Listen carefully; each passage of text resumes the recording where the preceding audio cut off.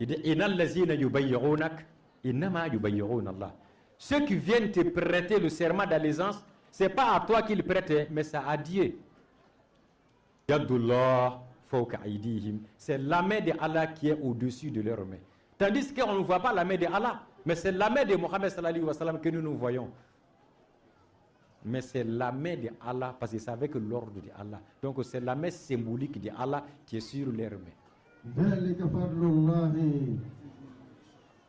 Et Allah va nous dire, dans une bataille défensive, où Mohammed sallallahu alayhi wa sallam a pris le sable, le poignet de sable, et il a jeté sur les mécréants. Allah va qualifier cet acte. Il dit Wama ramaita iz ramaita walakin Allah harrama. Tu n'as pas lancé lorsque tu as lancé. Tu n'as pas lancé lorsque tu as lancé. Mais qui a lancé? C'est Allah subhanahu wa ta'ala qui a lancé. Ah, c'est que c'est Mohammed qu'on a vu. Il s'est courbé, il a ramassé et puis il a jeté. Mais il a jeté avec la main de qui? Avec la main de Allah subhanahu wa ta'ala. Lors de l'ascension du prophète, pour aller lui donner la prière, après avoir dépassé le premier ciel, deuxième, troisième, quatrième, cinquième, sixième, septième, jusqu'à Sidrat al-Muntaha. Allah dit Faddana fatadalla. Mohammed sallallahu alayhi wa sallam s'est approché de Allah. Il s'est fusionné en Allah. Il s'est fusionné en Allah. Fakana Kaaba Kausayna aw adna. Comme s'il s'agissait de deux arcs mélangés, ou bien plus proches que ceci.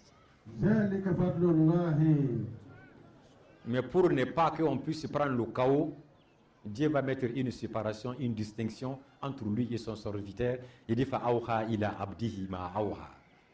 Ma kezaba al-fu'adu ma ra'a. Afatumarunahu ala ma yara. Avant qu'il ne fasse la révélation pour son serviteur, donc il a mis ici une distinction entre le maître et le serviteur.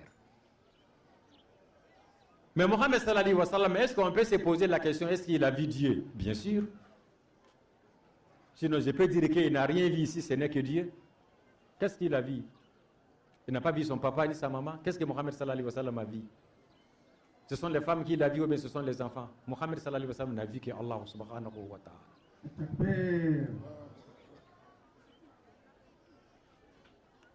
Mais il a vu Allah avec quels yeux? C'est ça.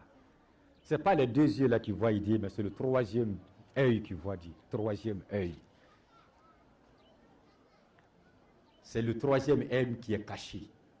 Et c'est ce qui est caché là qui voit Allah, parce qu'Allah aussi se trouve dans la cachette. Ce sont les choses cachées qui se voient. Il faut avoir le troisième œil pour que tu puisses voir Allah. Ma kazabal fuadu ma ra'a. Ah, ces yeux-là se trouvent où? Dans le cœur. Ça se trouve dans le cœur. Donc quand les yeux du cœur s'ouvrent, tu peux facilement apercevoir Allah subhanahu wa ta'ala. Allah subhanahu wa ta'ala nous a gracifié avec l'avènement de Mohammed sallallahu alayhi wa sallam, qui est venu nous enseigner que tous les prophètes intérieurs étaient des envoyés de Dieu. Que ce soit Noé, que ce soit Abraham, que ce soit Moïse, que ce soit Jésus-Christ, que ce soit lui-même Mohammed, ils sont tous des envoyés de Dieu. Mohammed sallallahu alayhi wa sallam est identique à une pluie torrentielle. Quand la pluie veut tomber, ça ne tombe pas soudainement. Il y a des signes précurseurs de la pluie. Des fois, soudain, on est là, on trouve que à l'air là, il fait très chaud. Peut-être que ça va pleuvoir parce qu'il fait très chaud. Des fois, quand ça dépasse cela, on dit oui, tu as vu, le tonnerre commence à grogner, ou bien le tonnerre tonne, pour qu'on puisse savoir que vraiment ça va pleuvoir. Troisième signe, des fois on voit aussi l'éclair. Quand l'éclair apparaît, on dit ouh, ça aussi c'est le signe qui montre. Et quand le vent commence à souffler, pour ne pas dire le vent vente, quand le vent commence à souffler, on dit ouh, en ce moment, faites attention, on commence à courir à gauche, à droite, que ça va pleuvoir. Mais cinquième preuve maintenant, c'est la pluie qui tombe. Donc Noé était comme la chaleur. Abraham était comme grondement du tonnerre. Moïse était comme l'éclair. Jésus-Christ était comme le vent qui soufflait. Maintenant, c'est la pluie qui tombe dans le temps de Mohammed sallallahu alayhi wa sallam. Rahmatan lil alamin. Les herbes qui étaient déjà sèches, mortes, la terre est devenue aride. C'est Mohammed sallallahu alayhi wa sallam qui vient donner la vie aux morts. Fastajibu lillahi wa rasul iza da'akum lima yuhyikum. Répondez à l'appel de Mohammed sallallahu alayhi wa sallam, car il vous appelle à ce qu'il vous donne la vie. Mohammed sallallahu alayhi wa sallam est venu donner la vie, il n'a pas venu pour venir ôter la vie.